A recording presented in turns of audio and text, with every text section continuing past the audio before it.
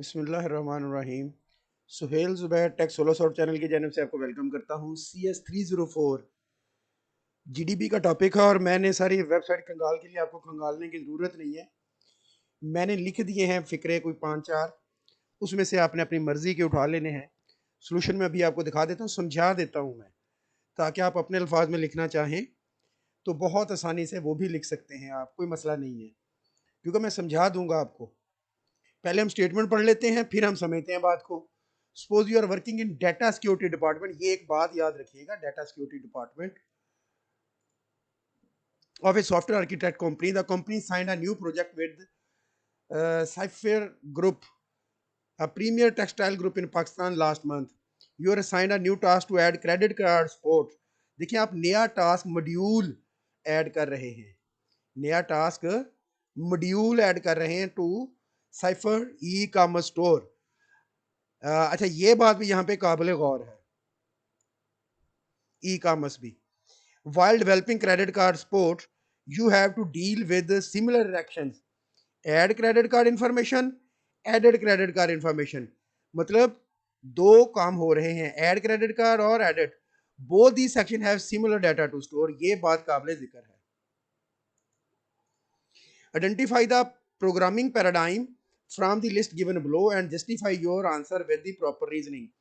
दो तरह और तरह के भी हैं, ऑब्जेक्ट ओरिएंटेड पैराडाइम है और प्रोसीजरल प्रोग्रामिंग पैराडाइम है। आप बताएं कौन सी चूज कर रहे हैं और क्यों। तो मैं इसका आंसर लिख रहा हूं, type of programming paradigm object oriented programming paradigm. Reason to select क्या है जी मेरी, वो मैं आपको बता देता हूं। रीयूजेबिलिटी, यहां पे अब एक बात काबिल गौर है कि वही कोड बार बार आपको लिखना है, वही कोड आपको बार बार लिखना है।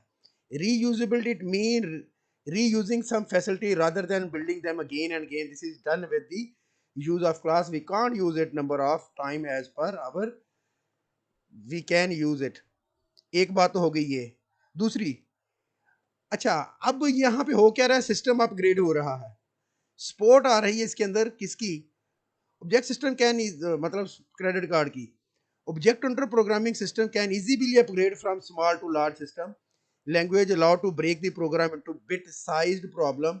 यहाँ पे क्या होता है, मॉड्यूलरिटी होती है, मॉड्यूल्स हम क्रिएट कर सकते हैं। अगर हम मॉड्यूल क्रिएट कर सकते हैं, लहदा मॉड्यूल बना के बाद में उसे इंटीग्रेट कर सकते हैं।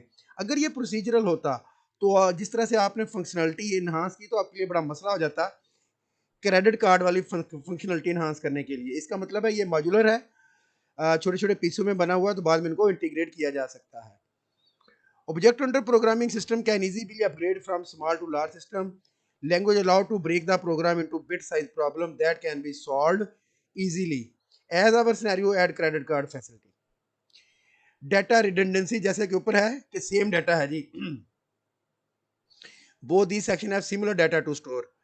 इसे डाटा redundancy कहते हैं। This is a condition created at the place of data storage where the some piece of data is held in two separate places. So the data redundancy is one of the greatest advantage of OOP as our requirement same data of both tasks. Security, अब यहां पे मैंने आपको कहा था, याद रखिएगा data security department है ये, इसका मतलब है ऑब्जेक्ट ओरिएंटेड प्रोग्रामिंग का एक फीचर जो सिक्योरिटी है वो मस्ट यूज करना है। Security with use of data hiding and abstraction mechanism, we are filtering out limited data to exposure. इसके अंदर हम बहुत थोड़ी इंफॉर्मेशन डिस्प्ले करवानी होती है हमने, और एक्सेस नहीं देनी होती यूजर को डाटा तक की, which mean we are maintaining security and providing necessary data to view as our scenario credit card information should not be public. तो ये मैंने आपको समझा भी दिया, बता भी दिया। बेशुमार साइट्स मिलेंगी, जैसे कि ये है, डिफरेंस निकाल लें, एडवांटेजेस निकाल लें, एडवांटेजेस यहाँ से, डिज़ाइन बेनिफिट है, मेंटेनेंस है, बात आपको समझा दी है मैंने कि वो कंपनी है, एक तो मॉड्यूलर प्रोग्रामिंग हो रही है, दूसरा सिक्योरिटी है, तीसरा डाटा रिडंडेंसी है, चौथा कोड रीयूजेबिलिटी है। इसलिए मैंने object oriented programming paradigm use की और उसको मैंने एक्सप्लेन भी कर दिया। ये डिफरेंट साइट्स मिलेंगी, सादा से क्यूरी करेंगे advantages of object oriented programming, तो आपको ये बेशुमार साइट्स मिल जाएंगी। तो यहाँ से आप देख के लिख भी सकते हैं, मैंने आपको हिंट दे दिया है। What are the advantages of object oriented programming, ये अच्छी साइट थी upgrade.com, यहाँ से मैं गया था। तो ये ग्रीक्स ऑफ ग्रीक्स भी अच्छी है, यहाँ से उठा लें डाटा, आपकी मर्जी है। मैंने आपको समझा दी है बात, आगे अब लिखना आपका काम है। अगर आपने मेरा चैनल सब्सक्राइब नहीं किया हुआ तो चैनल सब्सक्राइब कर लें। उसकी रीज़न ये है कि बहुत सारी इन्फॉर्मेशन आपको यहाँ से मिलती है मेरे चैनल से। आपके आने वाले सब्जेक्ट्स के ऊपर तमाम बहुत सारे सब्जेक्ट के ऊपर शॉर्ट नोट्स हैं, लेक्चर्स हैं, ग्रैंड क्विज़ मैंने सॉल्व करके रखे हुए हैं, क्विज़ सॉल्व कर रखे हुए हैं, जीडीबीज हैं। तो फ़ायदा ही होगा, और बहुत फ़ायदा होगा। इसलिए मैंने दिखाने के बाद एक बार मैं आपको ये दिखा देता हूँ, तसल्ली से आप देख लें, ताकि इसको भी आप रीफ्रेज करके लिख दें, मतलब शॉर्ट करके लिखिएगा। मैंने काफ़ी इन्फॉर्मेशन दी है, थोड़ी इन्फॉर्मेशन यूज़ कीजिएगा,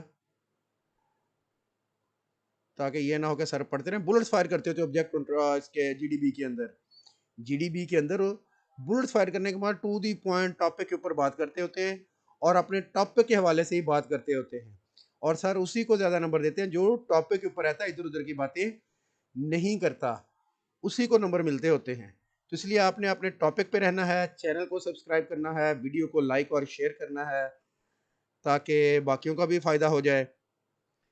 best of luck, thank you very much, अल्लाह हाफिज़।